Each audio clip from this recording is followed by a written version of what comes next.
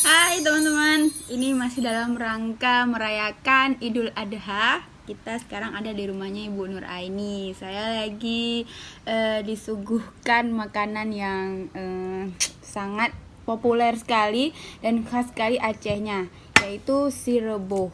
Nah, ini penampilannya seperti ini. Lihat tuh, dari warnanya saja sudah menggugah selera sekali ya teman-teman.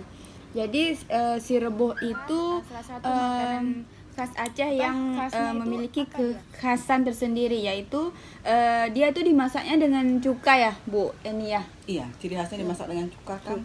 Ya, itu fungsinya apa? Cuka itu selain cita rasanya, terus ada maksud tersendiri nggak sih ditambahin cuka kayak gitu? Cuka itu kan fungsinya untuk pengawet makanan sebenarnya, Mbak Iren, Ya. kan?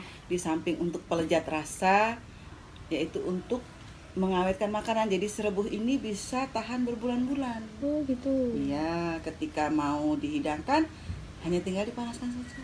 Oh iya teman-teman, jadi itu dia. Jadi kalau yang mau liburan ya ke luar kota atau ke luar negeri, bisa bawa dari sekarang si rebusnya itu, jadi nanti tinggal diangkatin Panaskan. lagi gitu. Jadi cita rasanya tetap Tidak berubah. teman-teman. Nah jadi teman-teman, ini rasanya tuh emang ada asam-asamnya.